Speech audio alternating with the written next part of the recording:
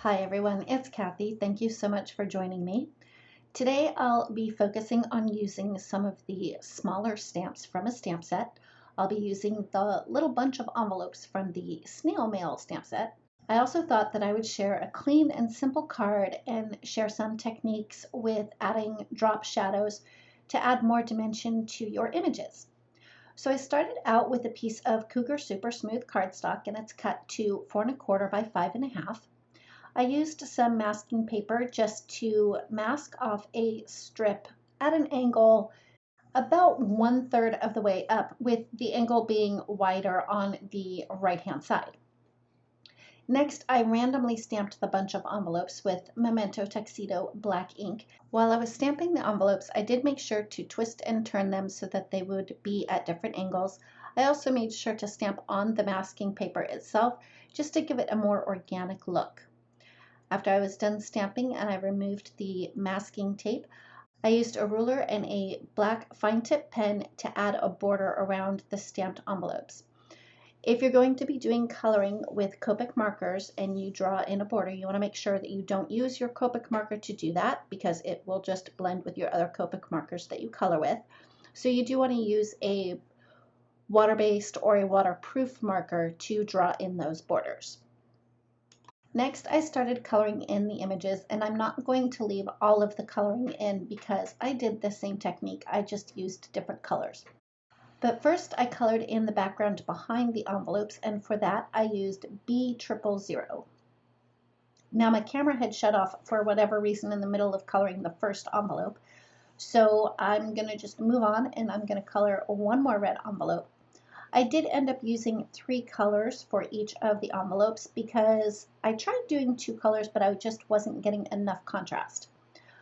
But when I did come in with the colors and I did the same thing on all of the envelopes, I started with my darkest color and I added that around the outer edge of the envelope and then next to the lines where the flaps of the envelopes overlapped. Then I would come in with my midtone and add a tiny little bit of the midtone just to blend out some of the darker colors. And then I would fill in the rest with my lightest color. I'll make sure to have all of the Copic colors that I used, as well as the products that I used, listed in the description box below for you. Once I had all of the envelopes colored in, I decided to add in a drop shadow around those envelopes. And the trick to adding in a drop shadow is you don't want to add a shadow around all the sides of everything. You want to pick one side. So what I did was I picked the bottom of the envelopes as well as the right hand side of the envelopes, and I started with C3 and literally drew a line right next to each of the envelopes. I decided that I wasn't getting a dark enough shadow with the C3, so I changed my mind and I came in with C5 and went over the C3. Then I came back in with the C3 to blend out the C5 just to make the shadow drop down a little bit further.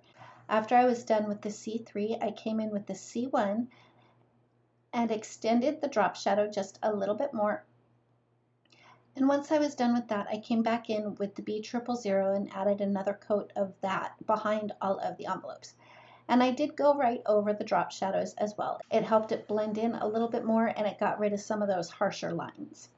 To make that strip look even more dimensional, I grabbed my C5 marker and a ruler, and I drew a line with the C5 right under the black fine tip line that I had drawn with my fine tip marker. After I had drawn in the lines with the C5, I scooched the ruler up just a little bit and then drew another line with my C3 marker.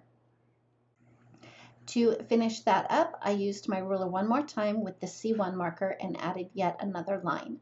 After I had used the ruler and drawn in the lines with the C5, C3, and C1, I went over the lines with the C1 one more time and then blended it out with my colorless blender just to give it that really drop shadow faded look. After I was done with the coloring, I stamped the word "Sending Hugs" using VersaFine Onyx black ink. And then I did run that panel through my die cut machine with the largest Wonky stitched rectangle die. I adhered that to a piece of black cardstock that's cut just slightly larger. and then I adhered that to the front of a top folding A2 size note card. And then to add just a little bit more dimension, I decided to use my Nuvo crystal glaze and went over the hearts on the envelopes.